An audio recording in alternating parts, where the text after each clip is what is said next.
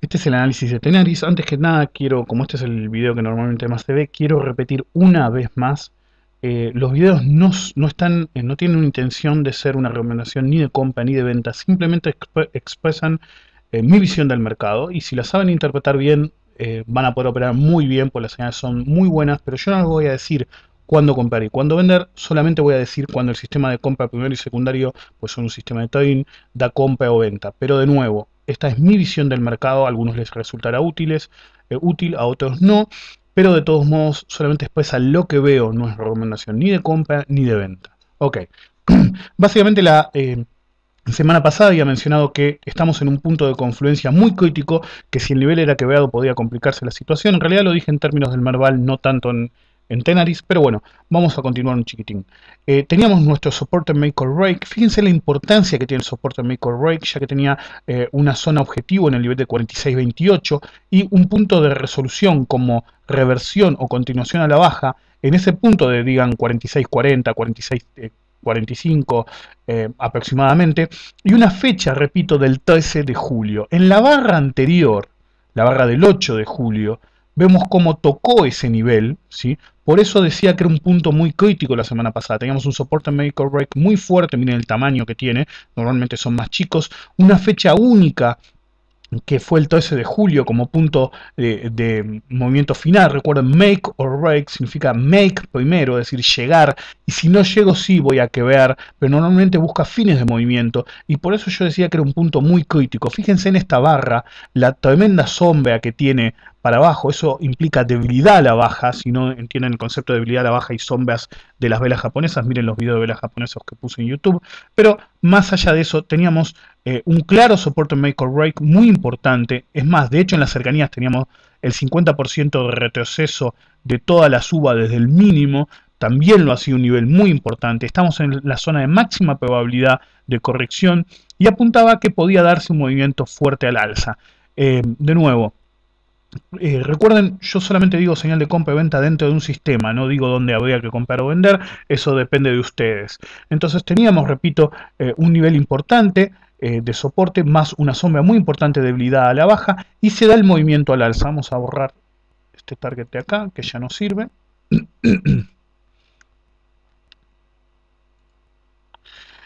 Así dejamos el gráfico más claro. Y fíjense cómo se da el brutal movimiento al alza. Así se proyecta básicamente la amplitud del canal que fue alcanzado en el último pivote. El operar con canales es un arte. Y fíjense que si ustedes toman la distancia entre este mínimo y la parte superior del canal fue proyectada, ¿sí?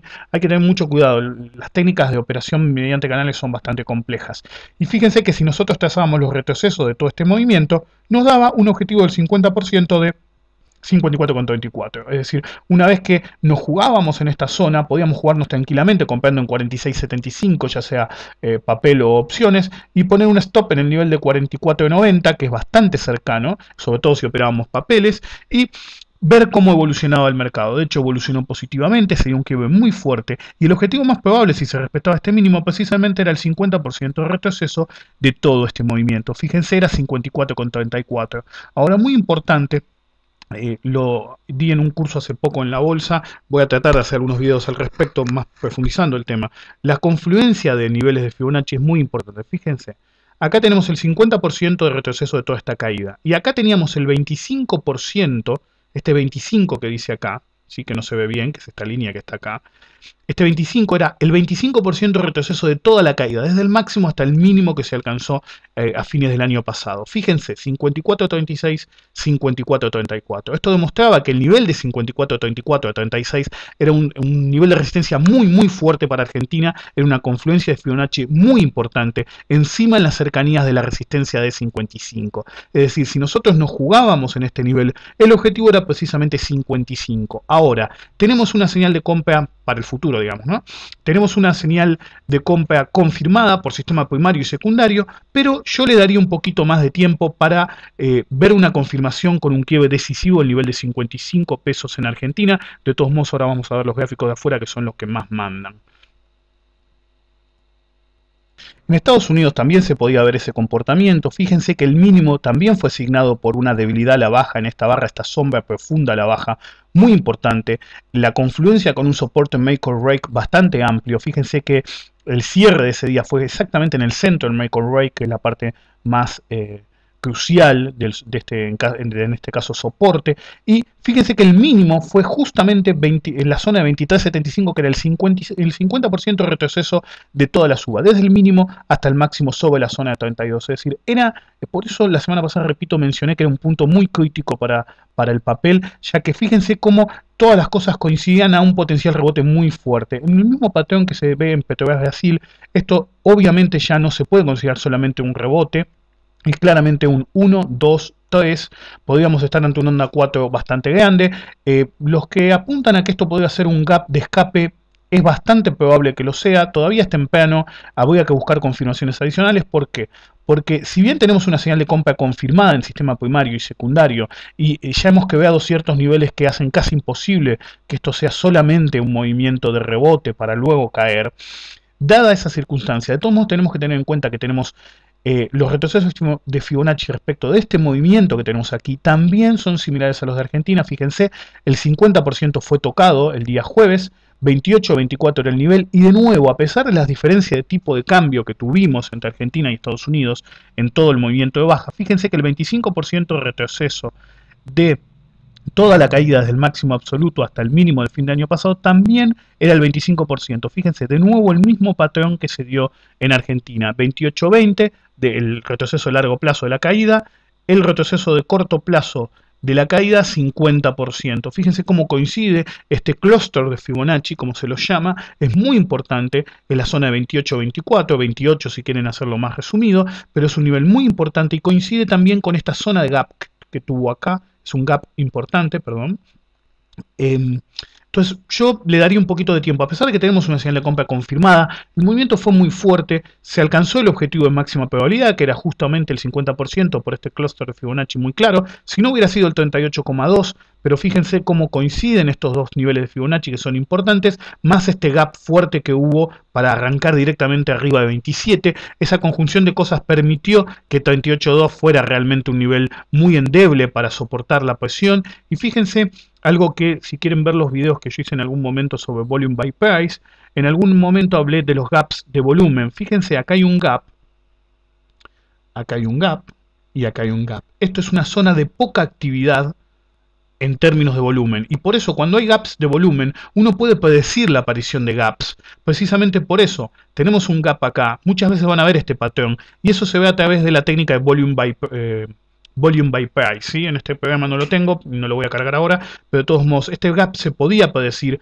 por este gap de acá y por este gap de acá, porque es una zona de poca actividad, una zona de aceleración, y era muy probable que se diera esto. Por eso los que se jugaron en opciones hicieron una buena apuesta, pero recuerden, era algo que quería mencionar, en la operatoria básica de opciones siempre se habla de que no hay que exponerse a posiciones sobre todo vendidas, pero también compradas de gama elevado. Significa no operen contra el vencimiento, porque a veces sale y muchas veces no, y significa la pérdida total del activo. Del capital que comprometieron, y por esa razón, si bien era muy predecible este movimiento de aquí, y también la búsqueda del objetivo de 50% era el objetivo de máxima probabilidad, precisamente porque había una alta probabilidad de gap en esta zona, por ese gap de volumen, en términos de volumen, de todos modos tengan cuidado, ya que alcanzamos el nivel más probable y ahora hay que darle un día o dos más para ver si realmente puede quebrar ese nivel, ¿sí? Y también tenemos que ver cómo se daría una potencial corrección cuando se alcance el máximo para saber si realmente tiene energía para continuar hacia un nuevo máximo absoluto. Por ahora, señal de compra confirmada, el objetivo de máxima probabilidad se alcanzó, un día o dos más para ver si puede quebrar este nivel, y si fuera ese caso, la cotización continuaría bastante firme. Finalmente, esto es Tenaris en Milán. Hoy me explayé mucho en los otros dos, por eso voy a tener poco tiempo para el que más importa, que es Milán. Esta barra es muy importante, es una barra de indecisión. Fíjense el pequeño cuerpo y la profunda debilidad al alza y a la baja. Mucho cuidado con eso, el mercado está indeciso en Milán, y fíjense que la mayor parte de la distancia la hizo el primero de estos 3 días, y por eso no tenemos una señal de compra confirmada. El sistema secundario dio compra, pero el sistema primario necesita un nuevo máximo. ¿Sí? Ese nuevo máximo respecto a la zona de 10 euros Y ese es el punto a que ver. Fíjense también cómo este pivote importante anticipaba una resistencia de cierta relevancia, sobre todo porque también estaban en el nivel de 10 euros, que es muy importante para el papel. Solamente ante un quiebre decisivo de 10 euros, nuevamente se vuelve a habilitar el objetivo de 12 euros con 50 que planteé en su momento. Recuerden cuando se quebró el canal de acumulación y la zona de 10, yo planteé que el objetivo era 12 euros con 50. Lamentablemente se formó este doble techo aquí y por esa razón se abortó el movimiento y se dio esta fuerte baja. Algunos decían por ahí una baja un poco más fuerte por el tema del patrón, que si bien era medio deforme, era un doble techo válido, pero teníamos un canal, el canal de acumulación era muy fuerte, por eso la semana pasada hablábamos de punto crítico, muy fuerte. Esta es la línea azul que vemos aquí, fíjense cómo milimétricamente toca y sale. El objetivo más probable obviamente era 10 euros, el que se lo jugó, lo felicito, pero no tenemos una señal de compra confirmada en el mercado que más importa, que es el mercado de Milán. Necesitamos un quiebre de 10 euros y ahí sí estaríamos con una señal de compra confirmada y nuevamente habilitado el objetivo de 12 euros con 50.